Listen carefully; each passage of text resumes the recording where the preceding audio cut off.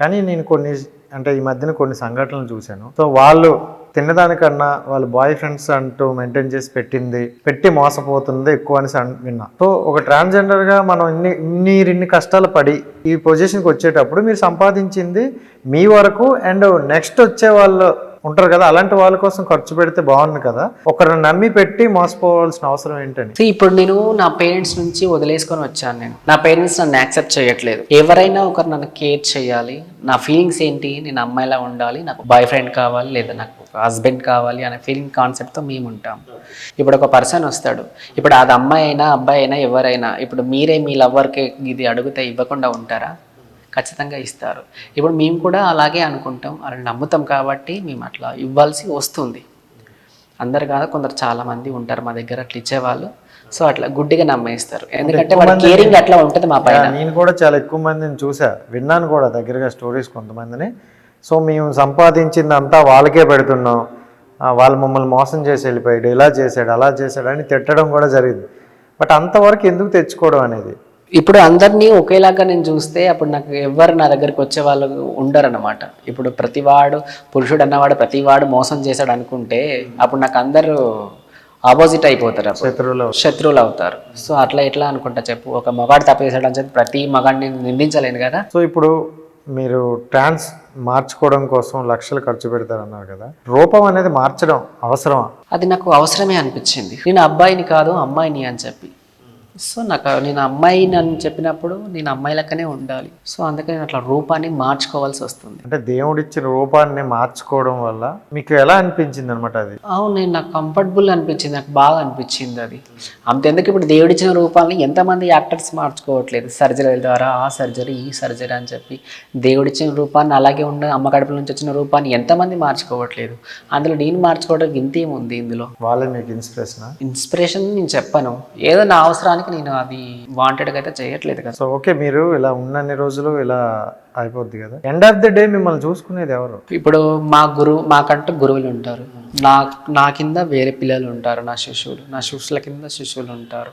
ఇట్లా అవుతూనే ఉంటుంది, జనరేషన్ ఇట్లా మారుతూనే ఉంటుంది అన్నమాట. సో ఇప్పుడు నాకు ఏమన్నా అయినా నా కింద ఎవరైతే ఉన్నారో నా పిల్లలు చూసుకుంటారు, నా పైన నా గురువు మంచిగా ఉంటే నా గురువు నన్ను చూసుకుంటారు. మీ గురువు ఉన్నారా? మీ గురువు ఆర్తి గారు. ఓకే, ఆవిడ మీకు చూసుకున్నారు. అవును.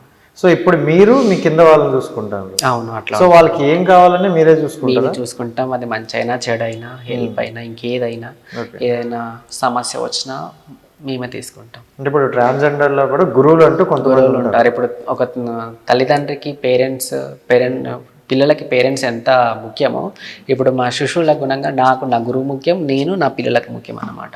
ఇలా గురువులు ఎంతమంది ఉన్నారు అనుకుంటా? చాలా మంది ఉంటారు. ఇప్పుడు నాకు నచ్చిన గురువుని నేను ఎంచుకుంటా. అంటే ఇప్పుడు పేరెంట్స్ని పిల్లలు ఎంచుకున్నట్టు గురువుని ఎంచుకుంటారా? బాండింగ్ క్రియేట్ చేసుకుంటాం. ఒక అత్తయ్య, ఒక అమ్మ కోడళ్ళు, వదినలు, మరదళ్ళు, ఇట్లా మా కమ్యూనిటీలో మేమే బాండింగ్స్ అనేది క్రియేట్ చేసుకుంటాం. ఇప్పుడు సొసైటీలో చూసుకుంటే కొంతమంది ట్రాన్స్జెండర్ అది మారకుండా అదే ప్లేస్తో ఉంటూ మారకుండా కొన్ని వీడియోస్ అవ్వచ్చు, కొన్ని ప్రోగ్రామ్స్ అవ్వచ్చు చేస్తున్నారు. సో ఎలా అనిపిస్తుంది మిమ్మల్ని వాళ్ళని చూస్తుంటే? మీకు నాకేమనిపిస్తుంది అంటే, ఇది ఇప్పుడు నేను ట్రాన్స్జెండర్, ఇప్పుడు చీర కట్టుకొని పోయాను, నేను ట్రాన్స్జెండర్. నాలాగా ఒక మగాడు చీర కట్టుకొని వెళ్తాడు, వాడు అక్కడ ఇంటి దగ్గరికి వెళ్ళిన తర్వాత అక్కడ మంచి చేయొచ్చు, చెడు చేయొచ్చు. కానీ వాళ్ళు ఏమనుకుంటారు, వీడి చీర కట్టుకొని వచ్చాడు కాబట్టి కొజ్జవాడు అంటారు. కానీ అసలు అసలైన కొజ్జవాడా, ఒరిజినల్ కొజ్జవాడా అనేది వాళ్ళకి క్లారిఫై అనేది ఉండదు. అది ఎలా తెలుసుకోవచ్చు? అది ఎలా తెలుసుకోవాలంటే ఎలా తెలుసుకుంటాం అంటే మీరు కూడా ఇప్పుడు జనాలకి మీరు కూడా ఒకటి చెప్పాలి.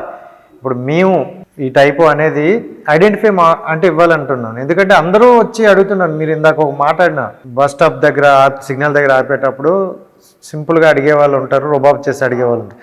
అందులో మనకి వేరియేషన్ కనిపిస్తుంది. సో మాకు తెలిసి అందరూ ఒకటే, ఉంటే పెడతారు లేదంటే లేదు. కానీ అలా డిఫరెంట్ అనేది కొంచెం మాకు ఎలా తెలుస్తుంది అని. ఇప్పుడు నకిలీ వాళ్ళు అనేవాళ్ళు ఎవరు కూడా మా అంత రెడీగా అయితే ఉండరు.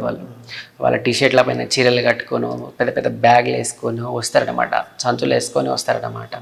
వాళ్ళకు పైన జుట్లు ఉండవు, షేవింగ్ చేస్తూ ఉంటారు. కొందరు షేవింగ్ చేస్తారు, కొందరు షేవింగ్ చేయకుండానే వస్తారు.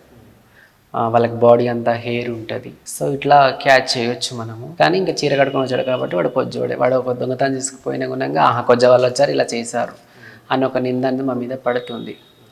సో అట్లా నేనేమంటున్నాను అంటే ఏదైతే గవర్నమెంట్ ఉందో ఆ గవర్నమెంట్ యాక్షన్ తీసుకోవాలి.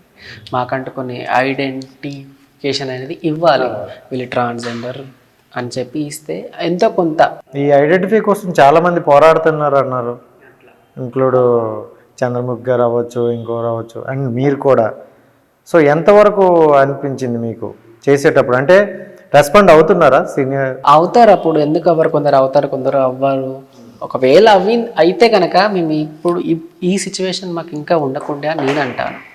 ఇది చాలా రోజుల నుంచి ఇంకా స్ట్రైకులు అవుతూనే ఉన్నాయి, ఫైట్ చేస్తూనే ఉన్నారు.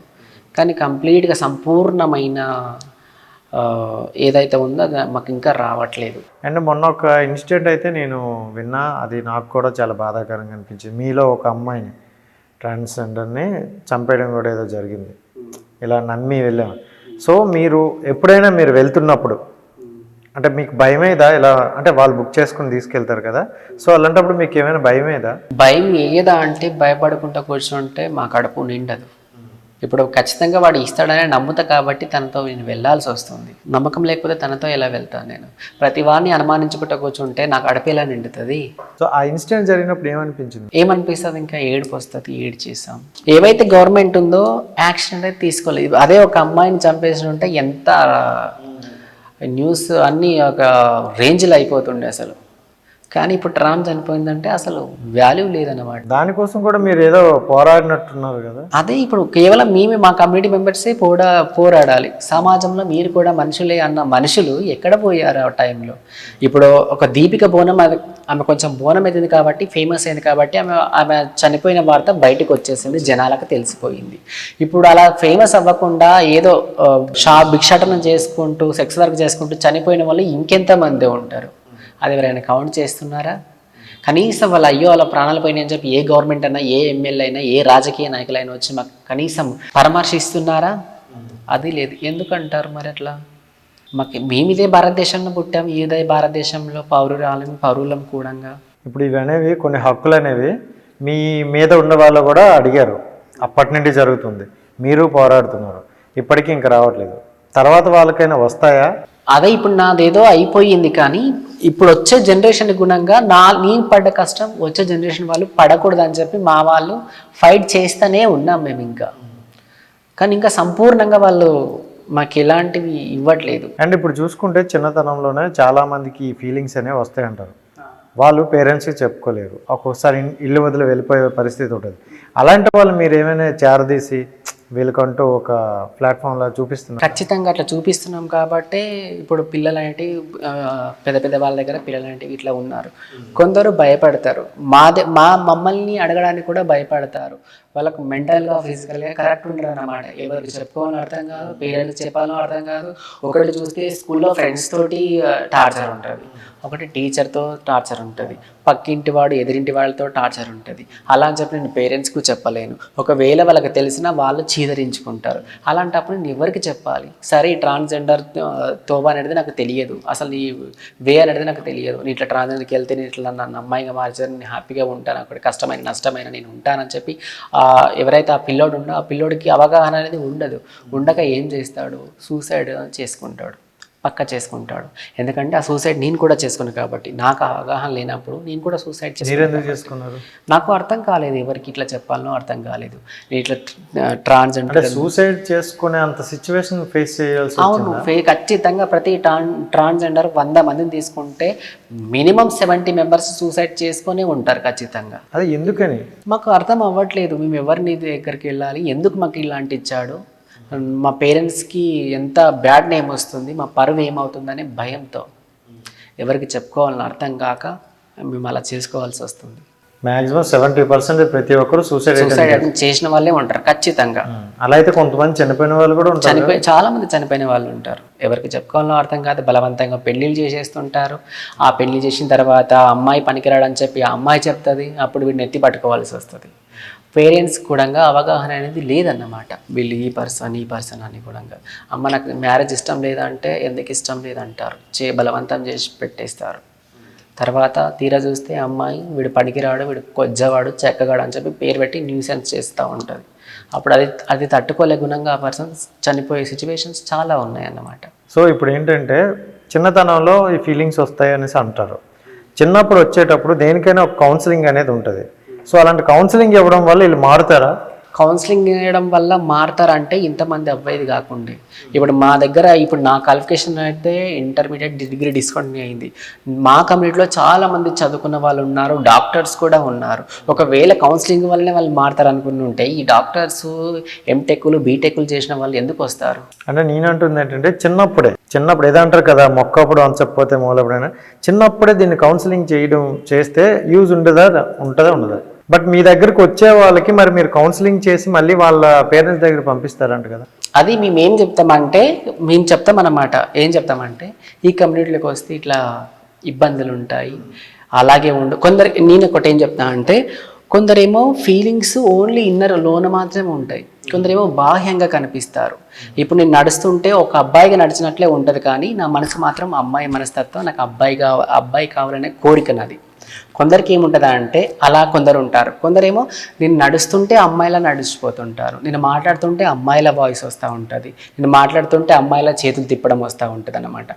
ఇలాంటి వాళ్ళకు చాలా ప్రాబ్లం ఉంటుంది అన్నమాట. సో చుట్టుపక్కల జనాలు ఈజీ గుర్తుపట్టేస్తారు, ఓహో వీడు తేడగాడు, వీడు అలా నడుస్తున్నాడు, వీడు ఇలా మాట్లాడుతున్నాడు అని చెప్పి.